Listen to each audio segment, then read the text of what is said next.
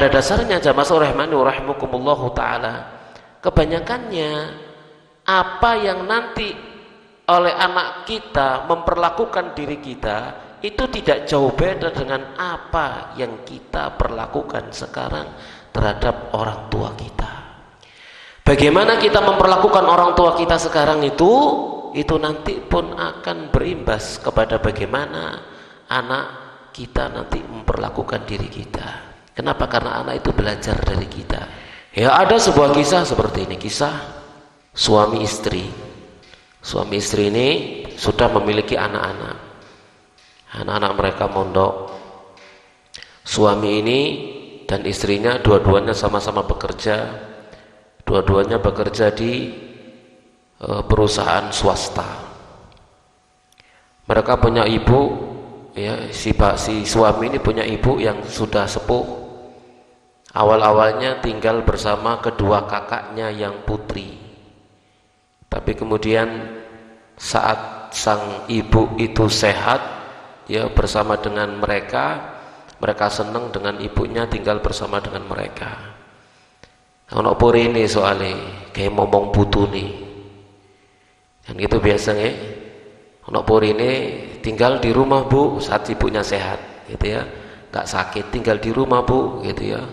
Ya, karena dia kerja, suaminya kerja, akhirnya yang di rumah anaknya sama mbak ngomong. Kemudian ternyata hari berganti, tahun berganti, si ibu ini sakit. Yang sakitnya itu sampai kepada tarapan buang air di mana-mana, buang air besar di mana-mana. Di rumah baunya nggak karu-karuan, di kasur baunya nggak karu-karuan, dan seterusnya. Akhirnya kedua kakaknya itu, ya, yang mereka masing-masing sudah punya suami, dua-duanya wis podo ngeleh, gitu ya, wis gak betah karena tiap hari tukaran sama suaminya katanya. Gara-gara ibu aku tukaran dan sebagainya. Akhirnya sang ibu ini dibawa kepada adiknya yang bungsu, yang laki-laki, yang tadi yang ini akan kita ceritakan. Dibawa ke adiknya yang bungsu, yang laki-laki, yang juga sudah punya istri dan punya anak. Diterima dengan baik, ya, dirawat mereka, tapi istrinya enggak ridho. Istrinya merawat mertuanya, ya, ini mertua ini maksudnya adalah ibu daripada suaminya, enggak ridho. Nggak suka, nggak seneng. Akhirnya terjadi pertengkaran.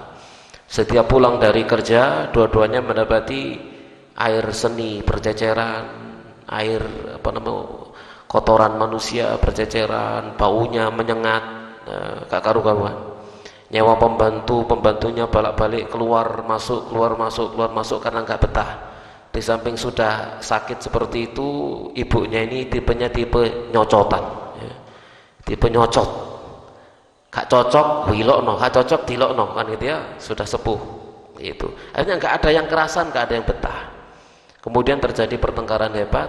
Lalu kemudian suaminya berkata, istriku, ya, kamu jangan bikin keputusan yang berat, ya, jangan suruh aku memilih antara aku dengan dirimu. Ibuku itu ibuku yang melahirkan aku, yang dia sudah menjanda lama untuk membiayai kami, ya, bapak meninggal, kemudian beliau menjanda membiayai kami sampai aku sekarang bisa kuliah, kemudian aku bisa bekerja dan menempati pekerjaanku yang enak seperti ini. Dia ibuku dan kamu adalah ibu anak-anakku. Jangan kamu buat keputusan yang mengharuskan aku untuk memilih mana yang gue pilih antara dia dengan kamu. Singkat cerita, tatkala suaminya ngomong seperti itu, lalu sang istri luluh hatinya, kemudian dia berbesar hati, berharap ridho Allah, ya, untuk berbakti kepada suaminya dengan membantu suaminya untuk berbakti kepada orang tua, melayani mertuanya. Ya, sejak itu, ya, si istri ini kemudian berkhidmah melayani ibu mertuanya itu dengan sepenuh hati, dengan riang gembira, senang, dengan riang gembira. Bahkan bercanda dengan suaminya, ayo nanti kalau pulang ke rumah kita bertaruh, ibu nanti buang air atau enggak, gitu ya. Kalau didapati buang air, mereka tertawa-tawa, gitu ya. Jadi sudah tidak ada perasaan berat lagi di dalam merawat orang tua, karena sudah sadar ini bagian dari berbakti kepada orang tua, gitu ya. Yang kemudian Allah mendatangkan keberkahannya diantaranya saudara-saudara yang dulu nggak suka, akhirnya mereka selalu mengirimkan uang dalam jumlah besar untuk bantu mereka. Ya, kemudian saudara-saudaranya si istri ini tadi di kampung yang dulu dia selalu membiayai mereka sekolah, mereka mendapatkan beasiswa sehingga tidak perlu lagi dikirimi uang. Ibunya sendiri, ibu kandungnya si istri ini di rumah selalu dalam keadaan sehat dan seterusnya. Ya. Nah, yang ingin kita ceritakan di sini komentar daripada putranya, gitu ya. Komentar dari putra pada putranya apa? Si sulung yang dia mondok, putranya pulang, ya, dia melihat ibunya seperti itu dalam merawat mertuanya, maka dia berkata, apa perkataan dia? Nanti kalau aku menikah, aku pengen seorang istri seperti mama, gitu ya. Yang mama itu rela untuk merawat nenek. Aku pengen punya istri seperti mama, agar istriku nanti itu rela mau merawat mamaku, seperti itu, ya. Jadi itu adalah suri tauladan yang sangat baik, jamaah sekalian rahimani wa rahimakumullah taala. Jadi kalau kita ingin anak-anak kita menjadi anak-anak yang berbakti pada orang tua, ya kita jadikan diri kita sebagai anak-anak yang berbakti pada orang tua kita. Mungkin ada di antara kita yang masih memiliki orang tua, memiliki bapak, memiliki ibu. Ada yang memiliki bapak saja, ada yang memiliki ibu saja, atau memiliki dua-duanya. Maka di sana masih ada kesempatan kita berikan contoh kepada anak-anak kita. Bagaimana sih sebenarnya sikap seorang anak kepada orang tuanya?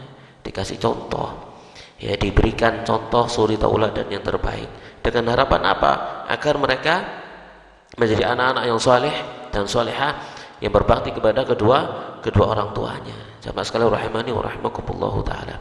Di samping itu adalah merupakan kebaikan untuk mereka di dunia dan di akhirat, maka itu pun demikian adalah kebaikan untuk kita sendiri selaku orang tua.